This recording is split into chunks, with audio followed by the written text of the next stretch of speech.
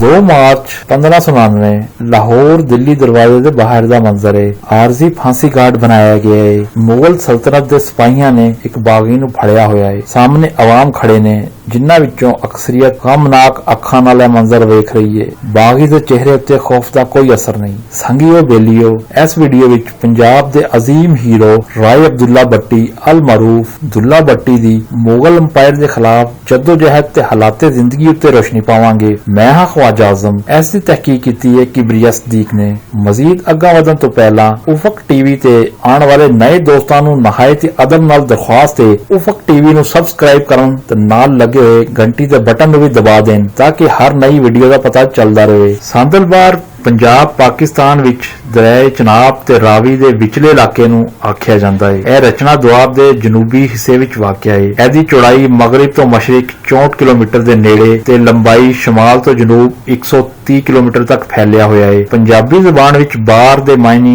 ਇਹੋ ਜਿਹਾ ਜੰਗਲ ਹੁੰਦਾ ਹੈ ਜਿੱਥੇ ਪਾਣੀ ਦੀ ਦਸਤਿਆਬੀ ਨਾ ਹੋਵੇ ਤੇ ਕਾਸ਼ਤ ਦੇ ਵਸਾਇਲ ਨਾ ਹੋਣ। ਸਾਂਦਲ ਪੰਜਾਬ ਦੇ ਗੱਭਰੂ ਦੁੱਲਾ ਭੱਟੀ ਦੇ ਦਾਦੇ ਦਾ ਨਾਂ ਸੀ। ਇਸ ਬਾਰ ਦਾ ਸਾਰਾ ਬੇਲਾ ਤੇ ਜੰਗਲ ਜ਼ਿਲ੍ਹਾ ਜੰਗ ਦਾ ਹਿੱਸਾ ਹੁੰਦਾ ਸੀ, ਪਰ ਅੱਜ ਕੱਲ ਇਹ ਫੈਸਲਾਬਾਦ ਤੇ ਜੰਗ ਤੇ ਟੋਬਾ ਟੇਕ ਸਿੰਘ ਦੇ ਜ਼ਿਲ੍ਹਿਆਂ ਵਿੱਚ ਵੰਡਿਆ ਹੋਇਆ ਹੈ। ਸਾਂਦਲਬਾਰ ਵਿੱਚ ਰਹਿਣ ਵਾਲੇ ਪੰਜਾਬੀ ਕਬੀਲੇ ਇੱਕੋ ਵਰਗੀ ਸਕਾਫਤ ਤੇ ਜ਼ਬਾਨ ਵਿੱਚ ਰੰਗੇ ਹੋਏ ਨੇ। ਦੁੱਲਾ ਭੱਟੀ ਦੀ ਮਾਂ ਦਾ ਨਾਂ ਲੱਦੀ ਤੇ ਪਿਓ ਦਾ ਨਾਂ ਰਾਏ ਫਰੀਦ ਖਾਨ ਭੱਟੀ ਸੀ ਤੇ ਉਹਦੇ ਦਾਦੇ ਦਾ ਨਾਂ ਰਾਏ ਸੰਦਲ ਖਾਨ ਭੱਟੀ ਸੀ। ਉਹ ਹਾਫਿਜ਼ਾਬਾਦ ਤੋਂ ਲੈ ਕੇ ਮੁਲਤਾਨ ਤੱਕ ਦੇ ਦੇਸ਼ ਦਾ ਸਰਦਾਰ ਸੀ। ਪਿੰਡੀ ਭੱਟੀਆਂ ਦੇ ਮੁਕਾਮ ਤੇ ਕਬੀਲਾ ਸੀ। ਔਰਤ ਤੇ ਰਾਏ ਫਰੀਦ ਖਾਨ ਭੱਟੀ ਦੀ ਸਰਦਾਰੀ ਸੀ ਤੇ ਇਹਦਾ ਪਿਓ ਸੰਦਲ ਖਾਨ ਭੱਟੀ ਇਹਨਾਂ ਕਬੀਲਿਆਂ ਦੇ ਸਰਦਾਰਾਂ ਦਾ ਸਰਦਾਰ ਮੰਨਿਆ ਜਾਂਦਾ ਸੀ। ਆਪਣੀ ਜਵਾਨੀ ਵਿੱਚ ਸਰਦਾਰ ਬਿਜਲੀ ਖਾਨ ਦੇ ਨਾਮ ਦੇ ਨਾਲ ਮਸ਼ਹੂਰ ਸੀ। ਸੰਦਲ ਦੀ ਸਰਦਾਰੀ ਵਿੱਚ ਇਹਨਾਂ ਕਬੀਲਿਆਂ ਨੇ ਬਾਬਰ ਤੇ ਹਮਾਯੂੰ ਦੇ ਦੌਰ ਵਿੱਚ ਮੁਗਲ ਸਰਕਾਰ ਦੀ ਡਟ ਕੇ ਮੁਖਾਲਫਤ ਕੀਤੀ। ਸ਼ਹਿਨशाह ਅਕਬਰ ਦੇ ਦੌਰ ਵਿੱਚ ਸਰਕਾਰ ਵੱਲੋਂ ਨਵੇਂ-ਨਵੇਂ ਟੈਕਸ ਕਾਨੂੰਨ ਆਜ਼ਾਦ ਹੋਏ ਤੇ ਅਕਬਰ ਦਾ ਆਜ਼ਾਦ ਕੀਤਾ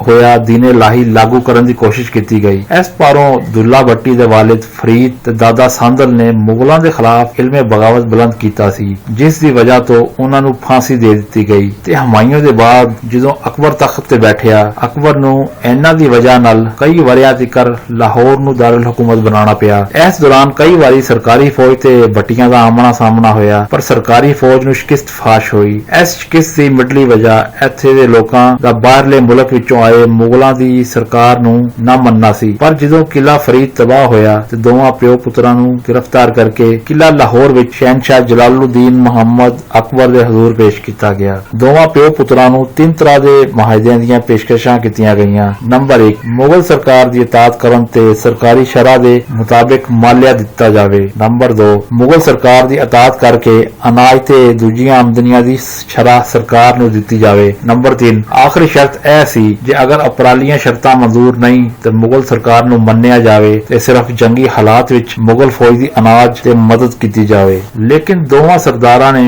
ਇਸ ਨਿਜ਼ਾਮ ਨੂੰ ਨਾ ਮੰਨਿਆ, ਕਿਉਂ ਜੇ ਆਜ਼ਾਦ ਵਸਨੀਕ ਸਨ ਤੇ ਦੋਵਾਂ ਸਰਦਾਰਾਂ ਨੂੰ ਫਾਹੇ ਤੇ ਚੜਾ ਦਿੱਤਾ ਗਿਆ। ਇਬਰਤ ਦਾ ਨਿਸ਼ਾਨ ਬਣਾਉਣ ਲਈ ਦੋਵਾਂ ਦੀ ਲਾਸ਼ਾਂ ਵਿੱਚ ਬੁਸ ਭਰ ਕੇ ਲਾਹੌਰ ਦੇ ਕਿਲੇ ਦੇ ਬਾਹਰ ਟੰਗ ਦਿੱਤਾ ਗਿਆ। ਇਹਨਾਂ ਦੋਵਾਂ ਸਰਦਾਰਾਂ ਦਾ ਇੱਕ ਪੁੱਤਰ ਸੀ ਰਾਏ ਅਬਦੁੱਲਾ ਭੱਟੀ ਅਲ ਮਾਰੂਫ ਦੁੱਲਾ ਭੱਟੀ, ਜਿਹੜਾ ਮੁਗਲ ਬਾਦਸ਼ਾਹ ਅਕਬਰ ਨਾਲ ਲੜਿਆ ਤੇ 15ਵੀਂ ਸਦੀ ਵਿੱਚ ਪੰਜਾਬ ਦੇ ਇਲਾਕੇ ਸਾਂਦਲਬਾਰ ਦੇ ਪਿੰਡ ਪਿੰਡੀ ਭੱਟੀਆਂ ਵਿੱਚ ਪੈਦਾ ਹੋਣ ਵਾਲਾ ਇੱਕ ਸੂਰਮਾ ਸੀ। ਦੋਵਾਂ ਸਰਦਾਰਾਂ ਦੀ ਇਸ ਤਰ੍ਹਾਂ ਜ਼ਿਲਤ ਦੀ ਵਜ੍ਹਾ ਨਾਲ ਸਾਂਦਲਬਾਰ ਦੇ ਜਵਾਨਾਂ ਦੇ ਦਿਲਾਂ ਵਿੱਚ ਮੁਗਲ ਸਰਕਾਰ ਦੇ ਖਿਲਾਫ ਸ਼ਦੀਦ ਨਫ਼ਰਤ ਪੈਦਾ ਹੋ ਗਈ। ਸ਼ਹਿਨशाह ਅਕਬਰ ਜਿਹੜਾ ਦੁਨੀਆ ਭਰ ਵਿੱਚ ਆਪਣੀ ਸਿਆਸਤ ਦੀ ਵਜ੍ਹਾ ਨਾਲ ਸ਼ੋਹਰਤ ਰੱਖਦਾ ਹੈ, ਉਹਨੇ ਇੱਕ ਹੱਥ ਨਾਲ ਤਲਵਾਰ ਦਾ ਵਾਰ ਕੀਤਾ ਤੇ ਦੂਜਾ ਹੱਥ ਹਥਿਆਰ ਦਾ ਰੱਖਿਆ। ਉਹਨੇ ਅੰਮਾ ਲੱਦੀ ਨੂੰ ਮਹਿਲ ਵਿੱਚ ਇੱਜ਼ਤ ਤੇ ਇਹਤਰਾਮ ਨਾਲ ਬੁਲਾ ਲਿਆ। ਫਰੀਦ ਖਾਨ ਦੀ ਬੇਵਾ ਅੰਮਾ ਲੱਦੀ ਜਿਹੜੀ ਕਿ 5 ਮਾਹ ਦੀ ਹਮਲਾ ਸੀ। ਪਰ ਕੁਦਰਤ ਦਾ ਇਤਫਾਕ ਅਕਬਰ ਦਾ ਇੱਕ ਪੁੱਤਰ ਸ਼ੇਖੂ ਜਿਹੜਾ ਬਾਅਦ ਵਿੱਚ ਸ਼ਹਿਨशाह ਜਹਾਂਗੀਰ ਬਣਿਆ ਨੇ ਉਸੇ ਦਿਹਾੜੇ ਜਨਮ ਲਿੱਤਾ। ਇਹਦੇ ਦਰਬਾਰੀਆਂ ਨੇ ਇਹ ਮਸ਼ਵਰਾ ਦਿੱਤਾ ਕਿ ਸ਼ੇਖੂ ਦੀ ਦਲੇਰੀ ਤੇ ਕਾਮਯਾਬੀ ਨੂੰ ਯਕੀਨੀ ਬਣਾਉਣ ਲਈ ਸ਼ੇਖੂ ਨੂੰ ਉਸੇ ਰਾਜਪੂਤ ਔਰਤ ਦਾ ਦੁੱਧ ਪਿਲਾਇਆ ਜਾਵੇ। ਜਦੋਂ ਦੁੱਲਾ ਭੱਟੀ ਆਪਣੇ ਵਾਲਿਦ ਤੋਂ 4 ਮਹੀਨੇ ਬਾਅਦ ਪੈਦਾ ਹੋਇਆ ਤੇ ਅਕਬਰ ਨੇ ਚਾਲ ਚੱਲੀ ਤੇ ਸ਼ੇਖੂ ਨੂੰ ਅੰਮਾ ਲੱਦੀ ਦੇ ਹਵਾਲੇ ਕਰ ਦਿੱਤਾ ਕਿ ਇਹ ਹੁਣ ਤੇਰਾ ਪੁੱਤਰ ਹੈ, ਦੁੱਲਾ ਜਿਹੜਾ ਉਹ ਮੇਰਾ ਪੁੱਤਰ ਹੈ। ਤੇ ਇਸ ਤਰ੍ਹਾਂ ਦੋਨੇ ਹੀ ਦੋ ਸ਼ਰੀਕ ਭਰਾ ਬਣ ਗਏ ਤੇ ਉਸ ਤੋਂ ਨਾਲ ਸ਼ਹਿਨशाह ਅਕਬਰ ਨੇ ਸ਼ੇਖੂਪੁਰਾ ਵਿੱਚ ਕਿਲਾ ਵੀ ਤਮੀਰ ਸ਼ੁਰੂ ਕਰ ਦਿੱਤਾ ਕਿ ਆਉਣ ਵਾਲੇ ਵੇਲੇ ਵਿੱਚ ਆਜ਼ਾਦੀ ਦੇ ਮਤਵਾਲਿਆਂ ਨੂੰ ਕੁਚਲ ਦਿੱਤਾ ਜਾਵੇ। ਇਸ ਵਰਗੀ ਸਿਆਸੀ ਚਾਲਾਂ ਸਾਨੂੰ ਸਿਰਫ ਅਕਬਰ ਦੇ ਹਾਂ ਦਿਖਾਈ ਪੈਂਦੀਆਂ ਨੇ। ਦੁੱਲੇ ਦੀ ਇੱਜ਼ਤ ਤੇ ਰੁਤਬਾ ਸ਼ਾਹੀ ਟੱਬਰ ਦੇ ਲੋਕਾਂ ਦੇ ਬਰਾਬਰ ਮੰਨਿਆ ਗਿਆ। ਸ਼ਹਿਜ਼ਾਦਾ ਸਲੀਮ ਦੇ ਨਾਲ ਰੁਤਬੇ ਵਿੱਚ ਬਰਾਬਰ ਹੋਣ ਦੀ ਵਜ੍ਹਾ ਨਾਲ ਸ਼ਾਹੀ ਮਹਿਲ ਵਿੱਚ ਉਹ ਸਭ ਕੁਝ ਦੁੱਲੇ ਨੂੰ ਹਾਸਿਲ ਸੀ ਜਿਹੜਾ ਸ਼ੇਖੂ ਨੂੰ ਹਾਸਿਲ ਸੀ। ਦੁੱਲੇ ਨੂੰ ਦਿੱਤੀ ਜਾਣ ਵਾਲੀ ਤਾਲੀਮ ਵਿੱਚ ਇਸ ਨੂੰ ਦਰਬਾਰੀ ਅਦਬ-ਓ-ਅਦਾਬ ਸਿਖਾਉਣ ਜਾਣ ਦੀ ਕੋਸ਼ਿਸ਼ ਕੀਤੀ ਗਈ ਤੇ ਬਿਊਰੋਕ੍ਰੇਸੀ ਦੇ ਬਣਾਏ ਗਏ ਨਿਸਾਬ ਵਿੱਚ ਇਹ ਦੱਸਿਆ ਗਿਆ ਕਿ ਸ਼ਹਿਨशाह ਜ਼ਿਲੇ ਇਲਾਹੀ ਬਾਦਸ਼ਾਹੀ ਆਵਾਮ ਦੀ ਆਖਰੀ ਉਮੀਦਾਂ ਦੀ ਕਿਰਨ ਹੈ। ਸ਼ਾਹੀ ਉਸਤਾਦਾਂ ਕੋ ਪੜ੍ਹਦੇ ਹੋਏ ਤਾਲੀਮ ਹਾਸਿਲ ਕਰਦੇ ਹੋਏ ਦੁੱਲਾ ਭੱਟੀ ਆਪਣੇ ਅਬਾਓ ਇਜਾਜ਼ ਦੇ ਬਹਾਦਰੀ ਤੇ ਕਿਸਿਆਂ ਤੋਂ ਵਾਕਿਫ ਨਹੀਂ ਸੀ, ਪਰ ਜਦੋਂ ਉਹਨੂੰ ਆਸਤਾ ਪਤਾ ਲੱਗਾ ਕਿ ਐਸਟੈਬਲਿਸ਼ਮੈਂਟ ਜਿਹੜੀ ਹੈ ਉਹ ਮੈਨੂੰ ਜ਼ੁਲਮ ਦਾ ਹਿੱਸਾ ਬਣਾਉਣ ਦੀ ਕੋਸ਼ਿਸ਼ ਕਰ ਰਹੀ ਹੈ ਤੇ ਜਿਹੜਾ ਕਿ ਮੇਰੇ ਪਿਓ ਦਾਦੇ ਜਿਨ੍ਹਾਂ ਦੇ ਖਿਲਾਫ ਲੜੇ ਤੇ ਉਹਨੇ ਬਗਾਵਤ ਕਰ ਦਿੱਤੀ ਤੇ ਸ਼ਾਹੀ ਆਰਾਮੋ ਸਕੂਨ ਛੱਡ ਕੇ ਸਾਂਦਲ ਬਾਰ-ਬਾਰ ਮੁੜ ਗਿਆ ਤੇ ਫਿਰ ਦੁਬਾਰਾ ਨਾ ਆਇਆ। ਇਹਨਾਂ ਤੋਂ ਬਾਅਦ ਦੁੱਲਾ ਭੱਟੀ ਮੈਦਾਨ ਵਿੱਚ ਨਿਕਲਿਆ, ਲੋਕਾਈ ਨੂੰ ਨਾਲ ਰਲਾਇਆ, ਬਗਾਵਤ ਸ਼ੁਰੂ ਕਰ ਦਿੱਤੀ ਤੇ ਨਵੇਂ ਕਵਾਨੀਨ ਨੂੰ ਮੰਨਣ ਤੋਂ ਇਨਕਾਰੀ ਹੋ ਗਿਆ। ਦੁੱਲਾ ਭੱਟੀ ਦੀ ਇਹ ਜੰਗ ਅਮੀਰ ਨਵਾਬਾਂ ਤੇ ਬਾਦਸ਼ਾਹ ਦੇ ਖਿਲਾਫ ਤੇ ਗਰੀਬਾਂ ਦੇ ਹੱਕ ਵਿੱਚ ਸੀ। ਦੁੱਲਾ ਭੱਟੀ ਨੇ ਸਰਕਾਰ ਦਾ ਮਾਲੋ ਦੌਲਤ ਲੁੱਟ ਕੇ ਗਰੀਬਾਂ ਵਿੱਚ ਵੰਡਣਾ ਸ਼ੁਰੂ ਕਰ ਦਿੱਤੀ,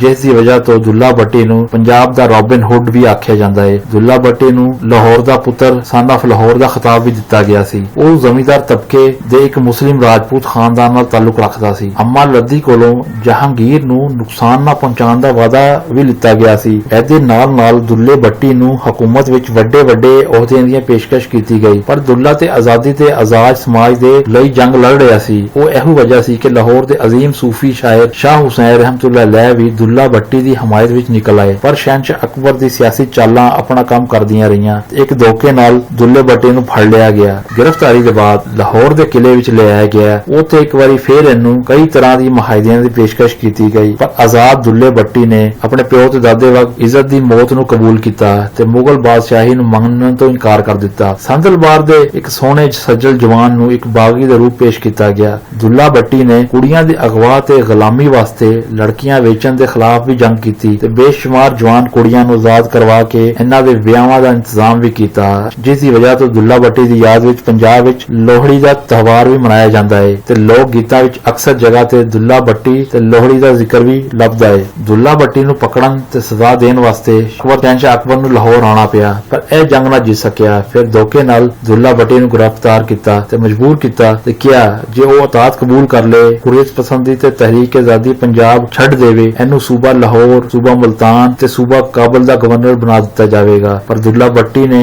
ਇੱਜ਼ਤ ਨਾਲ ਫਾਹੇ ਨੂੰ ਗਲੇ ਲਗਾ ਲਿਆ ਤੇ ਅਕਬਰ ਦੀਆਂ ਸਾਰੀਆਂ ਪੇਸ਼ਕਸ਼ਾਂ ਠਕਰਾ ਦਿੱਤੀਆਂ। ਦੁੱਲਾ ਭੱਟੀ ਸ਼ਹੀਦ ਨੂੰ 2 ਮਾਰਚ 1599 ਵਿੱਚ ਦਿੱਲੀ ਦਰਵਾਜ਼ੇ ਦੇ ਬਾਹਰ ਮੈਦਾਨੇ ਨਖਾਸ ਵਿੱਚ ਮਿਲਾਦ ਚੌਕ ਉੱਤੇ ਫਾਂਸੀ ਦੇ ਕੇ ਸ਼ਹੀਦ ਕਰ ਦਿੱਤਾ ਗਿਆ। ਹਜ਼ਰਤ ਸ਼ਾਹ ਹੁਸੈਨ ਨੇ ਉਹਨਾਂ ਦੀ ਲਾਸ਼ ਲੈ ਕੇ ਭਾਟੀ ਚੌਕ ਲਾਹੌਰ ਵਿੱਚ ਨਮਾਜ਼ ਜਨਾਜ਼ਾ ਪੜ੍ਹਾਈ ਤੇ ਕਬਰਸਤਾਨ ਮਿਆਨੀ ਸਾਹਿਬ ਵਿੱਚ ਦਫਨ ਕਰ ਦਿੱਤਾ। ਇਸ ਖਿੱਤੇ ਦੀ ਆਵਾਮ ਨੂੰ ਅੱਜ ਵੀ ਦੁੱਲਾ ਭੱਟੀ ਤੇ ਇਹੋ ਜਿਹੇ ਸੂਰਮਿਆਂ ਤੇ ਮਾਣ ਹੈ। ਅੱਜ ਵੀ ਲਾਹੌਰ ਵਿੱਚ ਸ਼ੇਖਪੁਰਾ ਵਿੱਚ ਦੁੱਲਾ ਭੱਟੀ ਦੇ ਨਾਂ ਨਾਲ ਚੌਕ ਸੜਕ ਮੌਜੂਦ ਹੈ। ਪੰਜਾਬ ਵਿੱਚ ਦੁੱਲਾ ਭੱਟੀ ਦੇ ਨਾਂ ਅੱਜ ਵੀ ਕਈ ਤਨਜ਼ੀਮਾਂ ਬਣਾਈਆਂ ਗਈਆਂ ਨੇ ਜਿਹੜੀਆਂ ਦੁੱਲਾ ਭੱਟੀ ਦੇ ਮਿਸ਼ਨ ਵਾਂਗੂ ਗਰੀਬਾਂ ਦਾ ਹੱਕ ਲਈ ਕੰਮ ਕਰ ਰਹੀਆਂ ਨੇ। ਦੁੱਲਾ ਭੱਟੀ ਦੀ ਜ਼ਿੰਦਗੀ ਤੇ 1956 ਵਿੱਚ ਦੁੱਲਾ ਭੱਟੀ ਦੇ ਨਾਂ ਦੇ ਨਾਲ ਫਿਲਮ ਬਣਾਈ ਗਈ। ਬਾਅਦ ਵਿੱਚ ਨਜਮ ਹਸਨ ਸੈਦ ਨੇ ਤਖਤ ਲਾਹੌਰ ਦੇ ਨਾਂ ਨਾਲ ਇੱਕ ਡਰਾਮਾ ਵੀ ਬਣਾਇਆ ਸੀ। ਭੱਟੀ ਦੇ ਕਾਰਨਾਮਿਆਂ ਨੂੰ ਪੰਜਾਬੀ ਦੀ ਲੋਕ ਦਾਸਤਾਨਾਂ ਤੇ ਪੰਜਾਬੀ ਸ਼ਾਇਰੀ ਵਿੱਚ ਬਿਆਨ ਕੀਤਾ ਗਿਆ ਹੈ। ਐਸ਼ਵਰ ਦਿਆਲ ਗੌਰ ਦੇ ਨੇੜੇ ਉਹ ਪੰਜਾਬ ਵਿੱਚ ਕਿਸਾਨਾਂ ਦੇ ਬਗਾਵਤ ਤੇ ਜ਼ੁਲਮ ਦੇ ਖਿਲਾਫ ਉੱਠਣ ਦਾ ਨਿਸ਼ਾਨ ਬਣ ਚੁੱਕਿਆ ਹੈ। ਪੰਜਾਬ ਦੇ ਲੋਕ ਇਹਦੀ ਬਹਾਦਰੀ ਤੇ ਸ਼ਾਹ ਜ਼ੋਰੀ ਦੇ ਕਿੱਸੇ ਮੇਲੇ ਠੇਲਿਆਂ ਵਿੱਚ ਬਿਆਨ ਕਰਕੇ ਇੱਥੇ ਦੇ ਨੌਜਵਾਨਾਂ ਦਾ ਜਜ਼ਬਾ ਨੂੰ ਉਭਾਰਦੇ ਨੇ। ਅਕਬਰ ਨੇ ਇਹਦੀ ਫਾਂਸੀ ਨੂੰ ਆਵਾਮ ਲਈ ਇੱਕ ਮਿਸਾਲ ਬਣਾਉਣ ਦੀ ਕੋਸ਼ਿਸ਼ ਕੀਤੀ ਤਾਂ ਜੇ ਹੋਰ ਲੋਕਾਂ ਨੂੰ ਹਕੂਮਤ ਦੇ ਖਿਲਾਫ ਬਗਾਵਤ ਕਰਨ ਦੀ ਜੁਰਤ ਨਾ ਹੋਵੇ, ਪਰ ਆਵਾਮ ਨੂੰ ਉਹਨੂੰ ਆਪਣਾ ਹੀਰੋ ਬਣਾ ਲਿੱਤਾ।